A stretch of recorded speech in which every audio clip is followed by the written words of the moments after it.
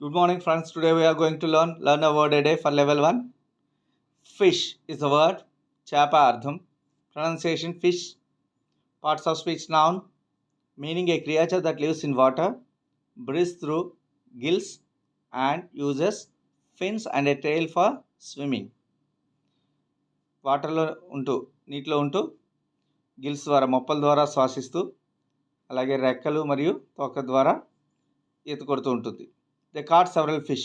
వాళ్ళు చాలా చేపల్ని పట్టారు. చాలా రకాల అంటే ఫిషెస్ అనాలి. ఒకే రకం ప్లూరల్ అయిన ఫిషే. I like eating aqua fish. మంచినీటి చేప ఆక్వా ఫిష్ అంటే.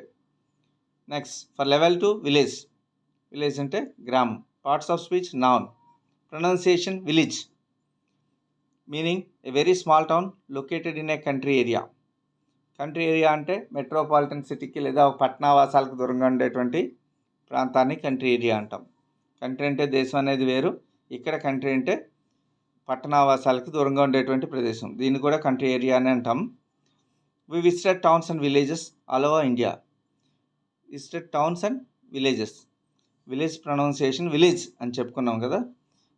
మనం చాలా భారతదేశంలో ఉండేటువంటి విలేజెస్ని అలాగే గ్రామాలని పట్టణాలని కూడా సందర్శించాం.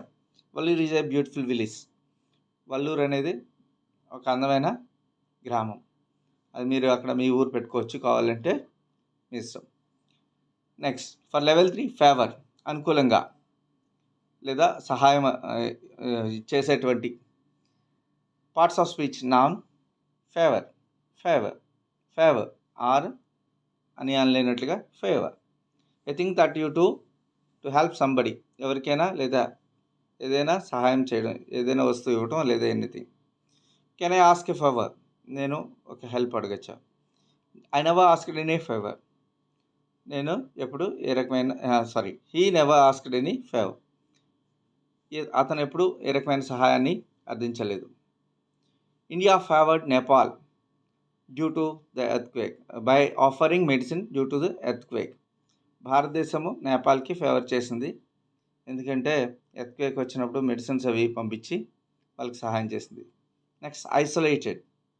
ఒంటరిగా. ఐసోలేటెడ్ టెడ్ అని కాదు, cheat. Isolated. Parts of speech adjective విశేషణం. ఐసోలేటెడ్. Far away pronunciation. అది far away from any others. ఎవరి నుంచి అయినా దూరంగా ఉండడం లేదా ఒంటరిగా ఉండటం, ఇటువంటి ఒంటరి చేయటం, ఇవన్నీ కూడా ఐసోలేటెడ్. ఒకటే ఉండడం కూడా isolate. I felt very isolated in my new job. నేను కొత్త జాబ్లో నేను చాలా ఒంటరిగా ఫీల్ అవుతున్నాను. ఎందుకంటే ఫ్రెండ్స్ వాళ్ళు ఉంటారు కదా.